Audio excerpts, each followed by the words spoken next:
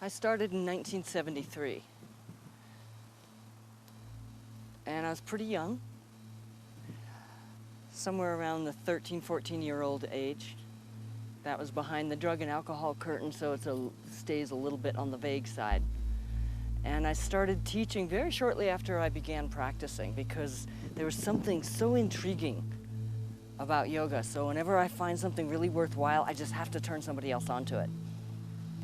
And basically started teaching pretty regularly in 1974 and have been going ever since. How many students would you say that you have taught? Henley, I've been around the planet so many times. I mean, I've taught everywhere. Well, there's a few countries I'm still aiming for that I haven't gotten to, and I will get to them. But, you know, I've taught in India, I've taught in South Africa, I've taught in Mexico, I've taught all over the place. I teach in Asia every year. I teach in Europe. I'm putting my hands all over the hoop of humanity, yeah? So the numbers, countless.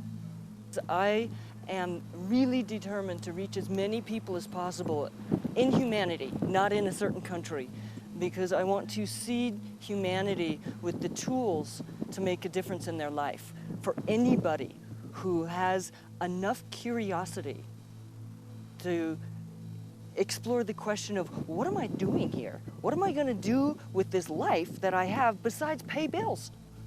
I am so sure we're here to do more than pay bills. I'm sure of it. Though bill paying is a good thing to do.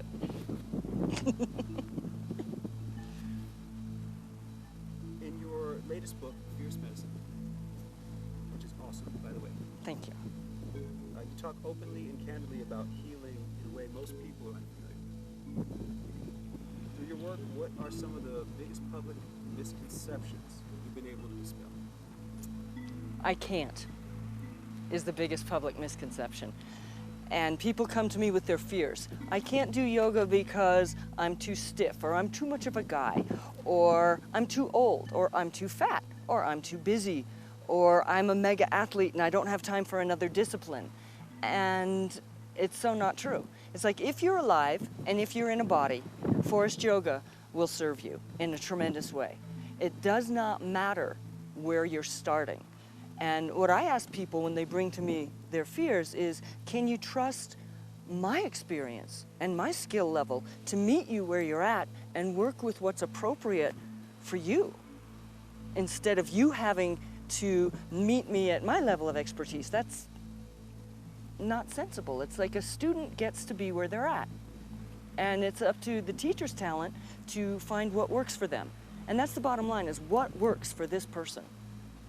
From day one, it's like assessing very quickly, where's a person at?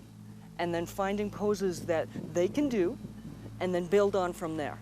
So like, there is always a win and there's always a challenge. And my teachers are trained to be healers and are trained to teach the student how to be more intelligent in their body, to begin to track and sense what works for them. So the basic body intelligence and the connection of brain to the body intelligence increases dramatically in this way of working in Forrest Yoga.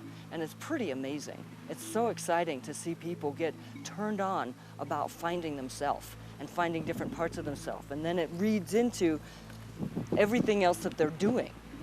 So whether they are an athlete or whether they're a desk jockey, it doesn't matter, because they start to free up their body, their brain starts functioning better, their nerves start firing better, their perceptions start to open, and it's like, I didn't know this was going to make such a difference in my life.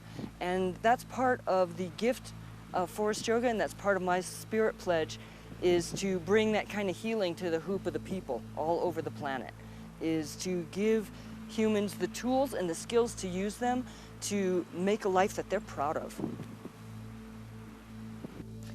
Years and years and years ago, I was reading about Black Elk, who's a Lakota medicine man. And when he was witnessing so many tragedies that was happening with his people, he said, the hoop of the people has been broken. And he was a visionary, and he was also a healer, and he was a leader of his people in many good ways. And that impacted me. And then as I was working more and more in medicine in my own way, and I'd been doing yoga and teaching Forrest yoga for many, many years at that point, I had a vision. I was in ceremony, had a vision, and the vision was of me standing with my feet in the earth, not on, in the earth, and my hands out like this, and these rainbow hoops coming out of my hands and out of my feet and circling around the earth. And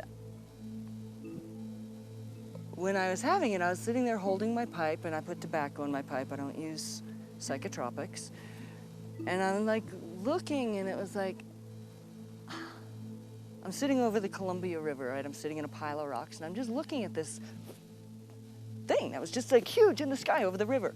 And it was like, sacred ones, that's really crystal. That's really beautiful. What does it mean? What's that? And it took me a long time to make sense out of that. And I went in many different directions trying to find, what did that vision mean? Like, we pray for a vision, and it's a really like hot item, right? And then it's like, okay, I got a vision, and it was really clear. No mistake about it. I just don't know what it means. And as I began doing I was doing the teacher training courses already, where I teach people healing and teach them first level ceremony and teach them how to use their hands as healers and how to use the poses in a healing way. And one day at the end, we were doing something called the gratitude circle, where people speak what they were touched by in beauty during the yoga ceremony teacher training course. And I was looking at all these people that were just absolutely luminous. I mean, they were glowing, literally. And I got it. It's like, oh, here's the rainbow hoops. And I realized that my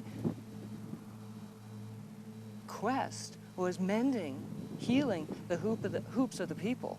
And that means all of the peoples. So it's like all the different kinds of humans, but it's also the way that we are in relationship with all the other folks that share the planet with us. The four-leggeds and the winged ones and the trees and the earth and all that. And the more that people wake up and start to tend, I call it tending your own planet, this body. This is our planet. Learn to tend it, to cleanse the rivers and to tend to the soils.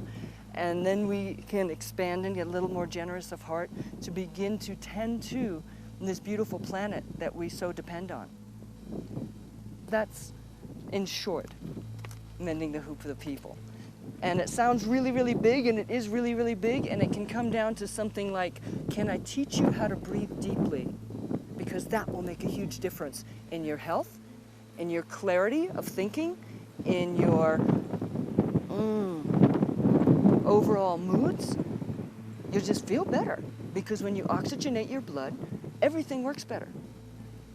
So we start with deep breathing, and that is the beginning of mending the hoop of your own little planet here. We start a person breathing. We start the class breathing, and then we set the intent. We give them something to focus on. For example, what is a spot in you that needs healing? And it could be like, oh, my back, right? Or my headache, or my migraines, or my broken heart. It could be any of that. Or, the secretive ones might be, I'm bulimic, or I'm an alcoholic. The addictions. Like eating disorder, it's a mind craziness, but it's also right in the gut. All right, so let's just go right to the belly of the beast and start there. And bringing breath there, feeling for bringing up the beliefs that perpetuate the disease. So important, because our beliefs and our habitual emotions have a chemical component. And people need to know this. When we continue to think our nasty, ongoing thoughts about how we're not enough or we're just a failure, blah, blah, all of our favorite habitual ways of ripping ourselves apart, it puts this chemical wash through the body that is poisonous. And so we are completely poisoning ourselves with the way that we think. So we start giving people the leverage to change their thinking.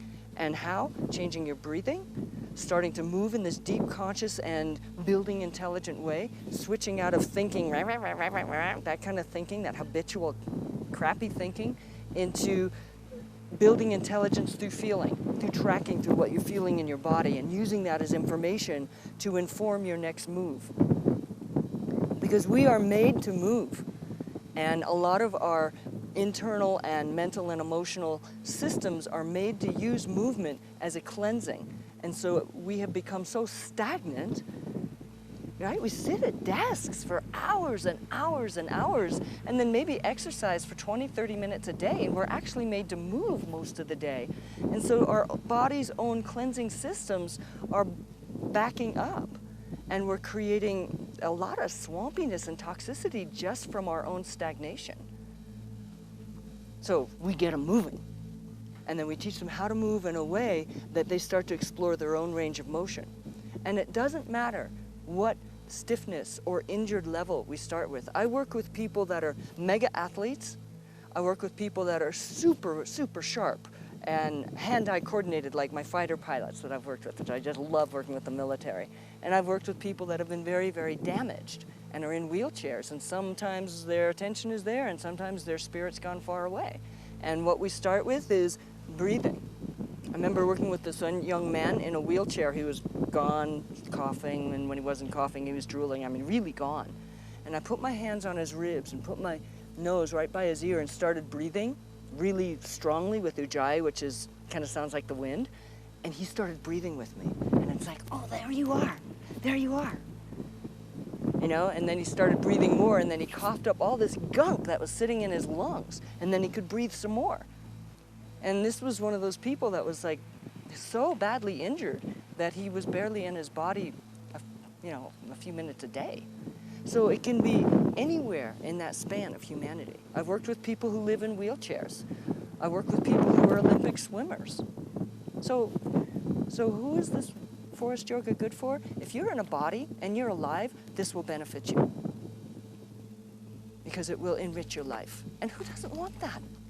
Who doesn't want a higher quality of life? One of the things that I love teaching people, maybe not second step, maybe not even third step, but as we go a little farther and they start to gain confidence and gain strength and internal strength and start clearing out some of the muck in their blood, is we start to go into taking control and taking responsibility for designing our life. And then it's like, then the challenge is, I want you to design your life in a way that it's your masterpiece. So in Forrest Yoga, we teach people how to make intelligent decisions and then have the courage to follow through with them. Like, quit eating crap, and then you won't feel like crap. It's a very simple formula. Yeah? So you start to put good food in your body, and it starts to move out some of the toxicity. You start breathing differently, you start thinking differently, you start moving differently, and woof, you are off into the great mystery. And that path that was predestined with the road to rot is what I call it, you're off of that road. I was talking to you about breathing, and that is crucial for every single human. Why? If you stop breathing in 10 minutes, you're dead meat. That's pretty important. We can go without food for many, many days. I've fasted for 40 days. We can go without water for many days, though it's really hideous. Breath, a few minutes. So anything that's that important is worth studying. So when you change your breathing, it changes your thinking, it changes your perceptions, it changes your energy level. And right now we're in these beautiful Rockies with this wind going, which just makes me so happy. And we're at Wind Horse Conference. And what I want to say about Wind Horse, the reason why we called it that, is what I call getting on your wind horse, is when you put your breath plus an intent, and you get on your wind horse, which is breath, and go into Vision Quest inside to search for answers, to go on this great mysterious journey of learning about yourself and basically being the autodidactic, in other words, self-learning person to quantum leap yourself, to evolve yourself. And really and truly, evolving yourself is like the sexiest thing in town. Wind horse. Get on your wind horse today. What do you love about teaching, and what advice could you give to aspiring healers? Let me take the healer part first, because that's the one that jumped on me. I was having a discussion with my medicine brother yesterday, and he was talking about the great responsibility for healers. And I was listening to him, and I love him, and he's very wise. And I was also thinking, this is also what stops many of us from owning our own gifts. There are times when anyone can be in a conversation or in a moment with someone and they have this desire to give to them or to give them a piece of their own experience because their heart's crying out to offer that because it may be helpful. And that is what the call of a healer is. So some people think, well, I have to be fill in the blank before I can be a healer or a teacher. And it's like, if I waited until I was all clean and sober and all this and all that, I would be dead before I started.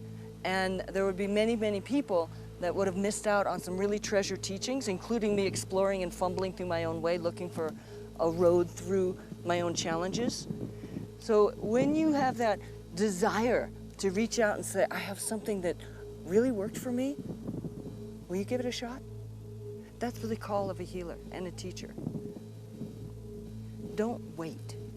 And yes, study. And yes, work with good teachers. And yes, the Forrest yoga teachers, I think, are some of the best in the world because I trained them that way. Honestly. And they have tapped into their own heart and spirit, and they teach from that. That is how we work. But they also train extensively. Many of them train in body work, so they know they have very educated hands. We all train as healers. I teach them how to use their hands so that their touch is very helpful and helps people move their energy and helps them move out of pain. But also many of them are therapists. They're just skilled on many of the different healing modalities of the human experience. So if you as a person have something to offer from your generous heart, offer it. What are you waiting for? Permission? I give you permission. I do want to address one thing about teaching, is that as a teacher, it's our responsibility to keep igniting our passion, because it's very easy to get into a rut. So there's a few essential things to do. One is steady practice, because as we get more successful, our time gets eaten up, because we have so many cool, wonderful opportunities and students that need us and workshops and all these wonderful things to do. If we are not doing our steady practice, we start going into resentment. And our own blood levels actually start to get kind of dirty without this constant flushing and this constant inspiring renewal. Like On the Mat is my place to go on Vision Quest. So we need to do things that keep us challenged and ignited. And if we are able to be honest enough about when we go stale, then that means it's time to go learn something and go deeper. And that's really important, because I've been teaching for 39 years-ish, and if I do not continue to monitor that and stay responsible for keeping my passion up, I can go into automatic. And that reinforces every student that I touch to stay in this dull, stupid, automatic, disconnected place. And that goes against everything I teach, because I teach about coming to alive and coming to using all of your senses and all of your gifts and taking responsibility and being passionate about developing them. And so if I'm just thinking in my head, if I have to tell another person how to inhale, I'm just gonna like break someone's neck. You know, if I'm like doing that internal dialogue, I need to get off it. If you have a problem with repeating yourself, you are in the wrong profession. Because as long as I teach, I will be telling people how to inhale and how to exhale and what to do with it. And that is just the nature of teaching. So stop being a petulant brat and get completely focused on what you're doing with this student, because right before you is the great mystery wrapped in skin. How absolutely exciting is that? So get passionate about what you're doing, because all you need to do is strip off your blinders and see that you know nothing about this person, and how incredibly great that you get to go on journey together. There's a number of ways that you have to cajole, trick, and inspire yourself to get your ass up. One is, all right, if you're not going to practice and you're craving chocolate and you know, whatever, you're going down that path, I challenge you to stay aware of this day. That's it. Just stay witness to it. And I learned this back when I was a bulimic, when I was desperately searching to heal and I couldn't stop puking and binging. I couldn't stop. And so my first step, I had to keep down leveling it. What can I do? What can I do? Because I couldn't do, and I couldn't do, and I couldn't do. I couldn't control myself, and I couldn't do this, and I would just like work myself into a suicidal depression. And the first positive step I actually did was to stay awake and not go into trance during the process, which was utterly disgusting to stay awake during that. And so I invite you to do that. Stay awake while you start doing your stupid, destructive actions. I challenge you. And that will help give you the kick in the ass that you need to change it. Because it's like that broccoli Big Mac thing. You begin to have to admit to yourself you really do know what works for you. You may not know in a huge way, but when it comes down to what's the next step, take a deep breath. Take another deep breath. Start breathing really deeply. And if you're really feeling flaky, how about you do a laying down spinal twist in bed? Do something that starts to get you up. How about choosing life instead of choosing rot? Each day. As I wake up at crazy hours, I sometimes get up at 1:30, almost every teacher training course, I'm up at 1:30 in the morning because we're practicing at 3 a.m. And my guardians have got to learn to let go of their ideas of time and learn how to be on no matter what time it is. And so almost every morning I get to deal with that. It's like the alarm, and I can get up and get really growly, and then it's like, wait a minute, I really don't want to run that chemistry through me. And I focus for a minute on what am I doing? And how exciting it is that I get to practice with my favoriteest people in the world in these early magical hours of the night and into the dawn. And then I get these students coming to me wanting to learn what is so precious to me. And what's better than that? It certainly isn't the pillow. Like, the pillow gets a little drab at that point. And then there's other times when it's just like, get up, period. Just get up. Stop indulging your shit. Do you need that edited? One is that I have to change that comment a little bit, because what I can be accountable for is Forrest yoga. There's a lot of different yogas, and they're not my responsibility, and I don't lay claim for them. With Forrest yoga, it doesn't matter what you do. You will do it better. You will feel better in your body. You will start to get more curious about your options for living your life fully. You will be more sensitive in your body in a good way, as in your senses are more active, so that every aspect of your life gets more like in Technicolor and Sense Around. And that includes sex. That usually captures people's minds. It's like your sexual experience will improve.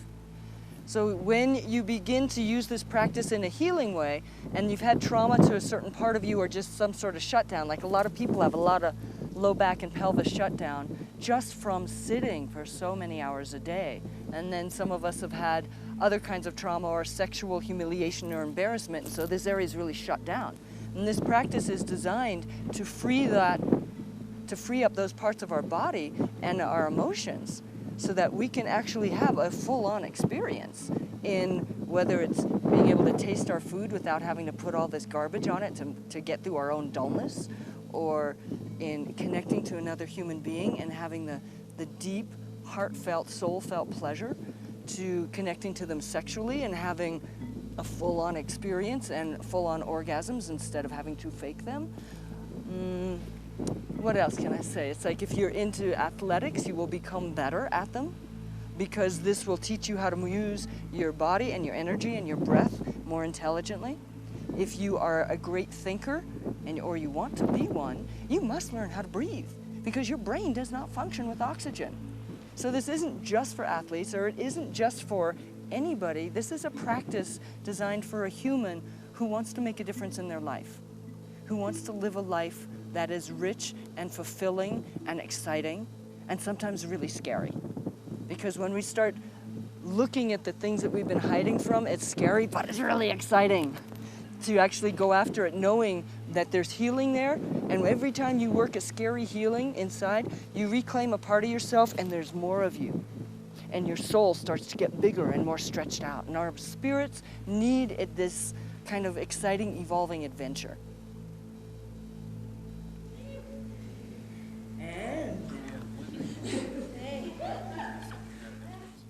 Which is where this is all about not just saying, hey, here's the problem,